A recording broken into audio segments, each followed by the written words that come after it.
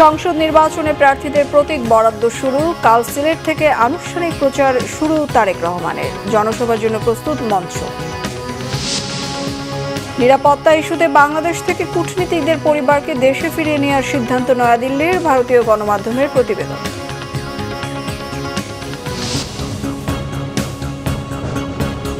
দেখছিলেন crown cement সংবাদ শিরোনাম। এবার বিস্তারিত। আসন্ন জাতীয় সংসদ নির্বাচনে অংশগ্রহণ করা প্রার্থীদের মাঝে প্রতীক বরাদ্দ কার্যক্রম চলছে। সকাল 9:30টার দিকে প্রতীক বরাদ্দ কার্যক্রম শুরু হয়। প্রার্থিতা প্রত্যাহারের নির্ধারিত সময় পার হয়েছে গতকাল। আগামীকাল থেকে প্রচারণা শুরু করবেন প্রার্থীরা। ইসির রোড ম্যাপ অনুযায়ী আগামী 12 ফেব্রুয়ারি অনুষ্ঠিত হতে যাচ্ছে জাতীয় সংসদ নির্বাচন। একই দিনে আয়োজন করা হয়েছে গণভোটের।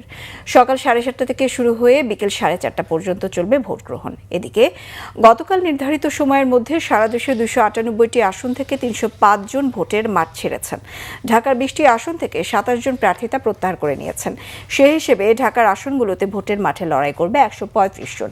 এর আগে রিটার্নিং কর্মকর্তাদের সিদ্ধান্তের বিরুদ্ধে ইসিতে 645টি আপিল দায়ের করা হয়।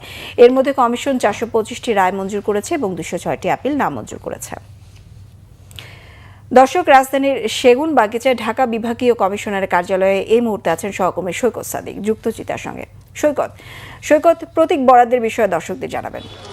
বিপাশা, আপনি জানেন যে আজকে সকাল 8টা থেকেই ঢাকার যে 13টি আসন, মানে ঢাকায় তো মোট 20টি আসন, কিন্তু ঢাকা মহানগরের যে 13টি আসন, সেই আসনের প্রতীক বরাদ্দের কার্যক্রম এই ঢাকার বিভাগীয় কমিশনার কার্যালয়ে যিনি রিটার্নিং কর্মকর্তার দায়িত্বে আছেন শরফুদ্দিন আহমেদ চৌধুরী, তার কাছ থেকেই প্রার্থীরা প্রতীক বরাদ্দ নিচ্ছেন। সকাল 9টায় কিন্তু এখান থেকে প্রতীক বরাদ্দের কাজ শুরু হয়েছে এবং সকালেই কিন্তু ঢাকা 4 যে আসনটি রয়েছে, শ্যামপুর কদমতলী আসন, সেই আসনের যে 8 জন প্রার্থী রয়েছে, ধানের শীষের প্রার্থীতে জামায়াত ইসলামের প্রার্থী সহ যে 8 জন প্রার্থী রয়েছে, তাদের পক্ষে বা তারা প্রার্থীরা এসে কিন্তু এই প্রতীক নিয়েছেন।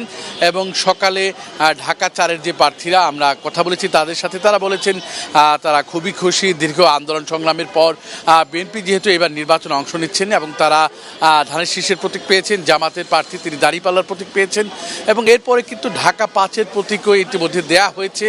ঢাকা 5-এর যে বিএনপির প্রার্থী নবিউল্লাহ, জামাতের প্রার্থী বা ইসলামী ঐক্য জোট চরমনের প্রার্থী সবাই কিন্তু এসেছেন এবং তারা প্রার্থীরা কিন্তু এখান থেকে প্রতীক নিচ্ছেন। এবং এই ঢাকা যে রিটার্নিং কর্মকর্তার কার্যালয়, সেখানেই আজকে করা নিরাপত্তা ব্যবস্থা জোরদার করা হয়েছে। একজন প্রার্থীর সাথে 3 থেকে 4 জনের বেশি সমর্থক বা প্রস্তাবক, এর বেশি কাউকেই সেখানে প্রবেশ করতে দেওয়া হচ্ছে না এবং সেখানে গণমাধ্যম কর্মীদের প্রবেশও কড়াকড়ি আরোপ করা হয়েছে। আপনি জানেন যে ঢাকা 6 আসন থেকে নির্বাচন করছেন বিএনপি নেতা ইঞ্জিনিয়ার ইশরাক হোসেন। তার পক্ষেও প্রতীক নেওয়ার জন্য এসেছেন মাসরুর হোসেন নামে তার যে একজন ভাই, তিনি এসেছেন এবং তিনি আজকে ঢাকার 6 আসনে ইশরাক হোসেনের পক্ষে প্রতীক নেবেন। এবং সব প্রার্থীরা এইভাবেই কিন্তু আজকে বিকেল পর্যন্ত ঢাকা 18 আসনের যে প্রার্থীগুলো রয়েছেন তারা সবাই আসবেন এবং এভাবে এখান থেকে তারা প্রতীক নেবেন এবং আগামীকালকে থেকে নির্বাচনী প্রচারণা শুরু হবে। বিপাশে এখন পর্যন্ত আমার কাছে এই হচ্ছে এই রিটার্নিং কর্মকর্তার কার্যালয়ের সর্বশেষ পরিস্থিতি। সৈকত, ধন্যবাদ আপনাকে। দর্শক, ঢাকা বিভাগীয় কমিশনারের কার্যালয় থেকে যুক্ত ছিলেন সহকর্মী সৈকত সাদিক। কাল সিলেট থেকে নির্বাচনী প্রচারণা শুরু করবেন বিএনপির চেয়ারম্যান তারেক রহমান। হযরত শাহজালালের মাজার জিয়ারতের পাশাপাশি ঐতিহাসিক আলিয়া মাদ্রাসা মাঠে জনসভায় অংশ নেবেন বিএনপির নতুন এই কাণ্ডারি। এ মাঠে 1978 সালে বিএনপির প্রতিষ্ঠাতা জিয়াউর রহমান এবং 1991 সালের পর বিভিন্ন সময় জনসভা করেছিলেন বিএনপির প্রয়াত চেয়ারপারসন বেগম খালেদা জিয়া। সিলেট থেকে মোহাম্মদ আজমল আলীর ক্যামেরায় দীপু সিদ্দিকের রিপোর্ট, জানাচ্ছেন সিরাজুল মনির শুভ। বিএনপির চেয়ারম্যান তারেক রহমানের সমাবেশ ঘিরে সিলেট নগর জুড়ে সাজ রব। চলছে শেষ মুহূর্তের প্রস্তুতি, লিফলেট বিতরণ, জনসংযোগ আর মাঠ সাজানোর কাজে ব্যস্ত নেতাকর্মীরা। প্রায় 3 লাখ মানুষ সমাগমের প্রত্যাশা সিনিয়র নেতাদের। শুধু যে দলের চেয়ারম্যান আমাদের কাছে, সেটা তো প্রথম বিষয়। দ্বিতীয়ত, তিনি হচ্ছেন সিলেটের পরম আত্মীয়। এই সভাকে কেন্দ্র করে উচ্ছ্বাস এবং বিএনপি সাথে আমাদের অঙ্গ সহযোগী সংগঠনের সর্বস্তরের নেতা কর্মীরা এই আগমনকে স্বাগত জানানোর জন্য আবেগ আপ্লুত। আমরা দেখতে পাচ্ছি সিলেটবাসীও এই আগমনকে স্বাগত জানানোর জন্য অপেক্ষা করছেন। 1978 সালে শহীদ রাষ্ট্রপতি জিয়াউর রহমান এবং 90-এর পর বেগম খালেদা জিয়া একাধিকবার এ মাঠেই জনসভা করেছেন। পারিবারিক ধারাবাহিকতায় তাই একই মঞ্চে এবার দাঁড়াচ্ছেন তারেক রহমান। প্রতিটা সেকেন্ডে রাজনৈতিক যে দেশের যে স্থিতিশীলতা কিন্তু চেঞ্জ হচ্ছে, সেই চেঞ্জের মধ্যে তারেক রহমান সাহেব যে বক্তব্যটা রাখবেন সেটা নিশ্চয় রাষ্ট্রীয়ভাবে এবং আমাদের বাঙালি জাতি, আমাদের বাংলাদেশি জাতীয়তাবাদের চেতনার ধারণ করে।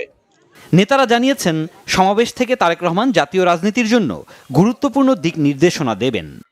আনকাউন্টেবল জনগণ হবে এবং এই আলিয়া মাদ্রাসা মাঠ তৎসংলগ্ন 2 কিলোমিটার মিনিমাম জনগণ থাকবে। এই সফর সিলেটের রাজনীতিতে নতুন উদ্দীপনা সৃষ্টি করবে এবং তৃণমূল পর্যায়ে আস্থার বার্তা পৌঁছে দেবে বলেও মত অনেক নেতার। রহমান সাহেব 22 তারিখ এখানে যে 11টার সময় বক্তব্য রাখবেন এবং সেটা শোনার জন্য, তার বক্তব্য শোনার জন্য সিলেটের মানুষ অধীর আগ্রহ নিয়ে অপেক্ষা করছে। তারেক রহমানের সিলেট সফর ঘিরে সর্বোচ্চ নিরাপত্তা নিশ্চিতের কথা জানিয়েছেন সংশ্লিষ্টরা। ওনার আসা যাওয়ার পথ, পাশাপাশি যে সকল ভেন্যুতে উনি যাবেন, সকল ভেন্যুকেন্দ্রিক সার্বিক নিরাপত্তা পরিকল্পনা প্রণয়ন করে নিরাপত্তা ব্যবস্থা আমরা গ্রহণ করব। দীর্ঘ অপেক্ষার অবসান ঘটিয়ে সিলেট যাচ্ছেন তারেক রহমান। সফরে গুরুত্বপূর্ণ দিক নির্দেশনা ছাড়াও শান্তি ও গণতন্ত্রের বার্তার পাশাপাশি নতুন রাজনৈতিক কর্মসূচি আসবে বলে মনে করছেন নেতারা। সিরাজুম মুনির শুভ, বাংলা ভিশন, নিউজ ডেস্ক। বাংলাদেশে ভারতের হাইকমিশন ও সহকারী হাইকমিশনগুলোতে দায়িত্বরত কূটনীতিক ও অন্যান্য কর্মকর্তাদের পরিবারের সদস্যদের দেশে ফিরিয়ে নেওয়ার সিদ্ধান্ত নিয়েছে নয়াদিল্লি। বাংলাদেশের জাতীয় সংসদ নির্বাচনের কয়েক সপ্তাহ আগে এমন পদক্ষেপ নিল ভারত সরকার। বাংলাদেশের নিরাপত্তা পরিস্থিতি বিবেচনায় মঙ্গলবারের সিদ্ধান্ত নেওয়া হয়েছে বলে ভারতের একাধিক সরকারি সূত্র জানিয়েছে। নিরাপত্তায় উদ্বেগের কারণে কূটনীতিকদের জন্য বাংলাদেশকে নন ফ্যামিলি পোস্টিং ঘোষণার সিদ্ধান্ত নিয়েছে নয়াদিল্লি। প্রেস ট্রাস্ট অব ইন্ডিয়া পিটিআইকে জানানো হয়েছে, আগাম সতর্কতামূলক ব্যবস্থার অংশ হিসেবে বাংলাদেশে ভারতীয় হাইকমিশন ও সহকারী হাইকমিশনগুলোতে কর্মরত ভারতীয় কর্মকর্তাদের উপর নির্ভরশীল ব্যক্তিদের ভারতে ফিরতে বলা হয়েছে। আর ভারতের কূটনীতিকদের বরাত দিয়ে দ্য হিন্দুর প্রতিবেদনে বলা হয়েছে, কূটনীতিকদের পরিবার ফিরিয়ে নেওয়া হলেও বাংলাদেশে ভারতীয় হাইকমিশন ও সহকারী হাইকমিশনগুলো পূর্ণ সক্ষমতায় কাজ চালিয়ে যাবে। ঢাকায় ভারতীয় হাইকমিশন এবং সহকারী হাইকমিশন রয়েছে খুলনা, রাজশাহী, চট্টগ্রাম এবং সিলেটে। এই ছিল এখনকার মতো। পরের সংবাদ সকাল 11টায় দেখার আমন্ত্রণ রইল। এছাড়া বাংলা ভিশন সংবাদ ও সংবাদ সংশ্লিষ্ট অনুষ্ঠান দেখতে ভিজিট করুন www.bbnews24.com ও facebook.com/banglavisionnews। সাবস্ক্রাইব করুন youtube.com/banglavisionnews। সঙ্গে থাকায় ধন্যবাদ সবাইকে।